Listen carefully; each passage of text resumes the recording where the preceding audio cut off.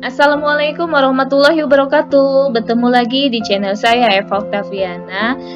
Kali ini saya akan bahas terkait mata kuliah pendidikan IPA SD, khususnya teori Fizet dalam penerapan pembelajaran IPA SD ya. Nah, Fizet ini nama lengkapnya yaitu Jan Fizet, lahir di Swiss pada tahun 1896 dan beliau wafat pada tahun 1980. Nah, beliau ketika mendapatkan gelar doktor biologi, pertama kali dia mengamati perkembangan manusia yang dilakukan kepada 3 anaknya ya, yaitu dinamakan teori perkembangan kognitif Piaget ya. Teori ini merupakan salah satu teori yang menjelaskan bagaimana anak itu dapat beradaptasi dan menginterpretasikan dengan objek dan kejadian-kejadian di sekitarnya. Misalnya, bagaimana sih anak mempelajari ciri-ciri dan fungsi dari objek seperti misalkan mainan, makanan, serta objek-objek sosial ya. Contohnya misalkan diri, orang tua, dan teman. Kemudian teori ini digolongkan ke dalam teori konstruktivisme, bukan teori nativisme.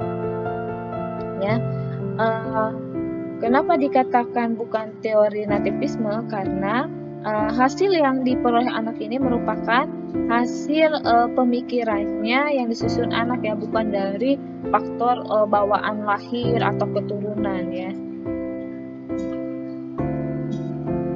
Nah, kemudian menurut Piaget sendiri, adaptasi dapat dibagi menjadi 2, yaitu ada asimilasi dan akomodasi. Nah, untuk asimilasi sendiri merupakan proses memahami pengalaman baru berdasarkan skema yang sudah ada. Contoh ya, misalnya ketika ada anak bermain dispenser dan dia terkena air panas. Nah, otomatis anak tersebut akan menarik tangannya ya, karena dia kepanasan dengan tangannya yang terkena air tersebut. Nah, kemudian untuk akomodasi di sini merujuk pada mengubah nih skema yang telah ada agar sesuai dengan situasi baru. Nah, dari anak yang tadi dari proses asimilasi ya, ketika anak sudah terkena air panas yang ada di dispenser, maka dia di akomodasi ini dia tidak mau lagi memegang air tersebut yang ada di dispenser ya. Jadi akomodasi hasil dari asimilasi ke akomodasi ketika kita udah tahu air panas itu tidak membuat dirinya nyaman ya, karena merasa panas tangannya, dan dia kemudian akomodasi ini dia tidak mau lagi memegang air panas tersebut yang ada di dispenser. Nah, kemudian dari proses asimilasi dan akomodasi tadi menyebabkan perubahan pada sistem kognitif anak yang disebut di sini sebagai perkembangan kognitif anak. Nah, kemudian di tahap perkembangan kognitif anak di sini ada 4 fase, di mana ada fase sensori motor rentang usia anak dari lahir sampai usia anak 2 tahun. Kemudian di fase praoperasional di mana anak berusia 2 tahun sampai 7 tahun. Kemudian di fase operasional konkret itu rentang usianya 7 tahun sampai 11 tahun. Dan memasuki fase operasional formal di mana anak 11 tahun hingga usia dewasa ya. Nah, dari keempat fase ini kita akan bahas satu persatu.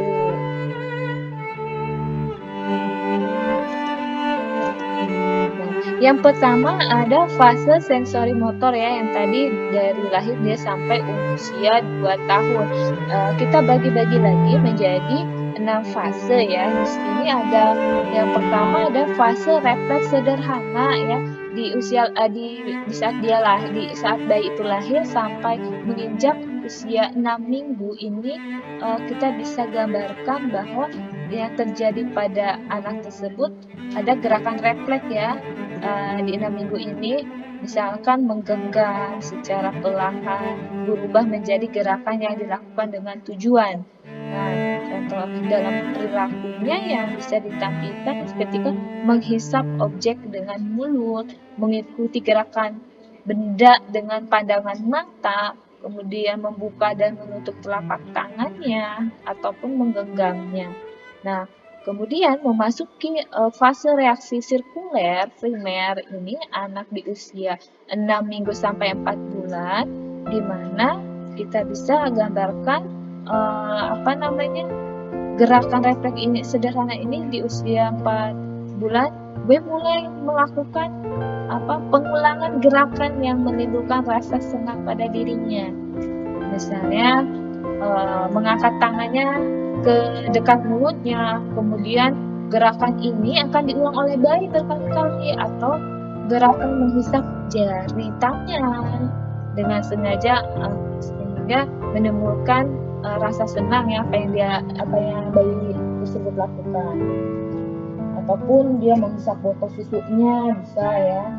Nah, kemudian beranjak ke fase reaksi sirkular sekunder. Di sini rentang usia 4 sampai 8 bulan di mana anak ini mulai mempunyai tujuan. Misalnya bayi ini dapat menggoyang-goyangkan mainan keceringan ya. Biasa anak kan suka diberi mainan keceringan. Nah, di mainan tersebut digoyang-goyangkan sehingga menimbulkan bunyi gelincing ya. Dan proses ini bayi akan mengulangi terus ya, dengan tujuan agar si bayi memperoleh pengalaman yang menyenangkan ya pada masa ini. Nah, kemudian dari fase ini beranjak kepada fase koordinasi di reaksi sirkular sekunder. Rentang usia di 8 sampai 12 bulan ya, di mana pengalaman-pengalaman dalam melakukan koordinasi gerakan mata ini dan tangan yang dilakukan dengan sengaja ya di usia ini. Misalnya gerakan bayi ketika melihat suatu benda yang ada di sekitarnya, dia akan mengambilnya kemudian mengamatinya. Contoh di sekitar dia ada dos susu atau mainan keceringan, dia akan berusaha untuk mengambilnya dan dia berusaha untuk mengamati mainan tersebut, dan mainan tersebut biasanya akan digerak-gerakan oleh bayi ya. Kemudian masuk kepada fase reaksi sirkular. Nah, di mana rentang usia dari 12 bulan sampai 18 bulan. Nah, di masa ini bayi banyak melakukan percobaan ya. Jadi melakukan percobaan atau melakukan sesuatu hal yang baru ya dengan cara si bayi tersebut. Contohnya misalkan pada masa ini bayi semangat nih, tertarik dengan berbagai ciri-ciri objek atau mainan ya yang ada di sekitarnya. Kemudian diperolehnya dengan satu objek dapat melakukan berbagai kegiatan si anak ya.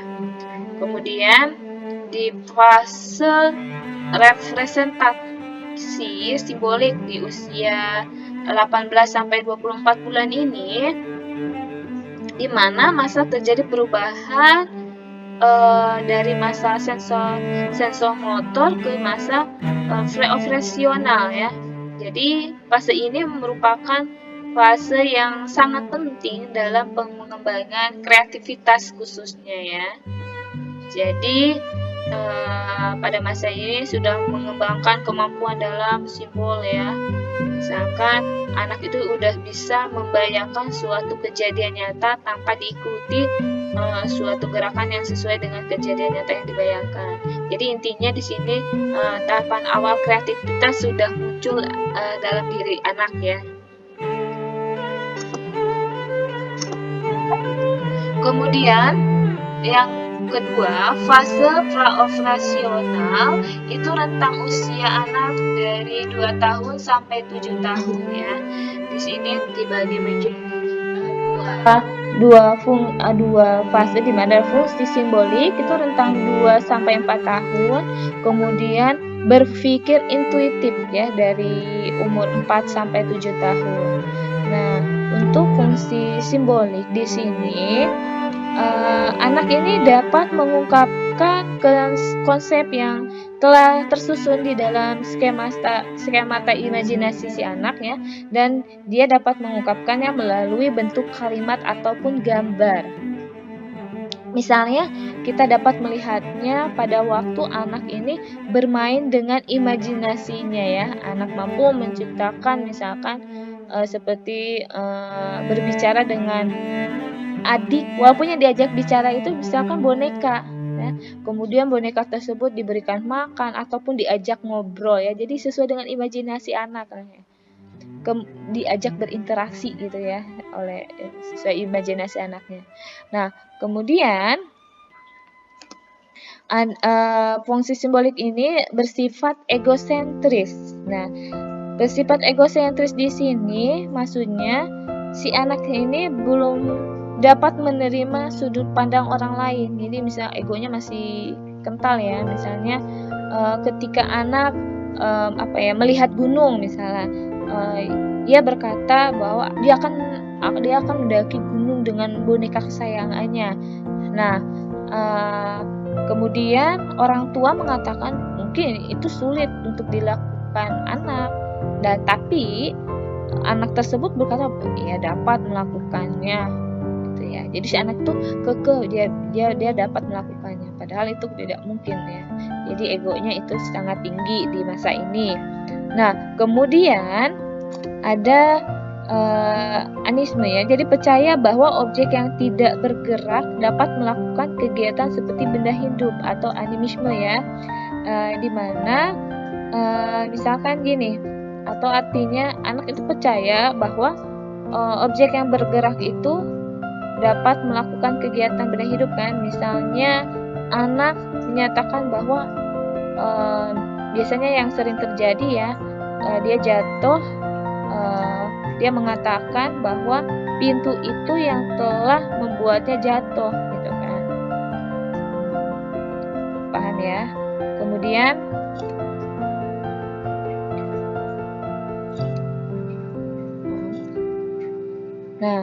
di masa berpikir intuitif di rentang usia 4 sampai 7 tahun. Nah, di sini timbul rasa ingin tahu yang sangat besar.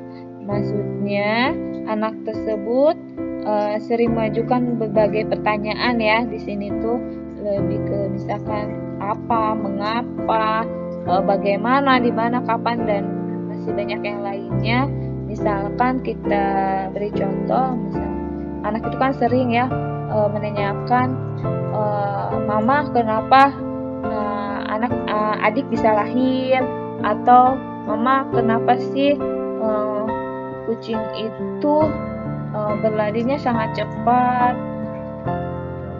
Jadi timbul pertanyaan di mana fase ini sebagai fase berpikir secara intuitif ya, yang artinya bahwa anak memiliki berbagai pengetahuan yang akan tetapi tidak tahu bagaimana ia mengetahui hal tersebut. Ya, jadi udah berpikir kritis dengan apa yang dia tidak ketahuinya itu. Nah, kemudian masuk kepada fase operasional konkret. Di sini rentang usianya 7 sampai 11 tahun.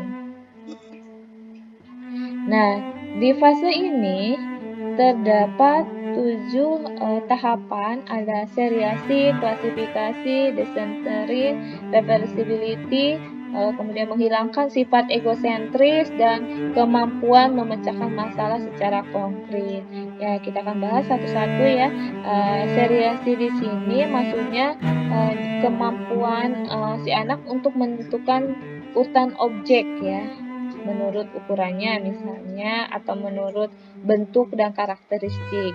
Nah, misalnya anak diberikan balok atau benda yang ukuran besar, ada yang sedang, ada yang kecil dan bervariasi ya. Nah, di sini anak itu diminta mengurutkan benda tersebut ya. Misalkan kotak dengan ukurannya, maka ia akan menyusun kotak secara teratur dari ukuran yang mungkin sedang, kecil dan sebaliknya, atau yang besar dulu hingga ke yang kecil, misalnya seperti itu. Atau mengurutkan angka bisa ya. Kemudian memasuki klasifikasi. Di masa klasifikasi ini kemampuan anak itu udah mulai paham ya terkait dengan hubungan-hubungan yang logis di antara benda-benda yang tersusun secara teratur tadi. Misalkan dia sudah dapat mengklasifikasikan itu, contoh yang bentuknya segitiga, contoh si guru itu menyiapkan balok yang ada segi 3, segi 4 ya, atau lingkaran. Nah, dia itu sudah mulai mengelompokkan bagian-bagian mana yang benda segitiga, mana yang benda berbentuk persegi dan lain sebagainya. Kemudian masuk kepada masa desentering, di mana anak ini sudah mampu memberikan perhatian ya pada aspek-aspek yang perlu diperhatikan ya untuk memecahkan suatu masalah. Nah, kemudian reversibility ini di mana kemampuan anak dalam melakukan kegiatan yang dimulai dari misalkan belakang atau tahap terakhir ya. Misalnya kita berikan contoh menghitung dari 1 sampai 3, 1, 2, 3, ataupun sebaliknya dari yang belakang dulu 3, 2, 1. Nah, jadi pada masa ini anak sudah dapat ya memikirkan sebab-sebab terjadi suatu peristiwa yang berdasarkan kejadian terakhir yang dilihatnya. Kemudian menghilangkan sifat egosentris. Di sini maksudnya kemampuan anak itu untuk menerima ya sudut pandang orang lain, walaupun pandangan tersebut menurutnya salah. Ya, harus ada menghilangkan sifat egosentrisnya. Kemudian kemampuan memecahkan masalah secara konkret, di mana kemampuan dalam memecahkan masalah ini kita harus secara konkret atau dalam bentuk kegiatan yang nyata ya.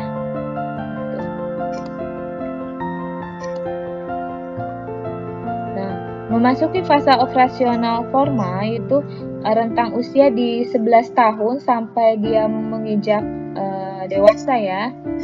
Di fase ini cara berpikir anak dari yang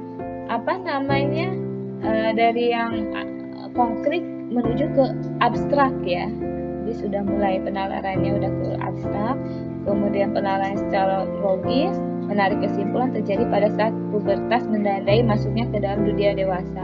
Nah, maksudnya fase ini jadi cara berpikir anak itu berpindah ya dari cara berpikir secara konkret ke operasional formal, dan anak ini telah mampu melakukan proses berpikir secara rasional ya, dan si anak ini sudah mampu memecahkan masalah secara ilmiah ya, di mana proses berpikir yang dilakukan secara teratur atau sistematis ya, yang dimulai dari misalkan memecahkan masalah, pemahaman terhadap suatu masalah, kemudian mengajukan hipotesis ya, atau mengajukan jawaban sementara terhadap masalah yang diangkat tadi. Kemudian mengumpulkan dan memverifikasi data dan mengambil kesimpulan, yaitu kesimpulan itu hipotesis ya, yang diajukan bisa diterima ataupun ditolak.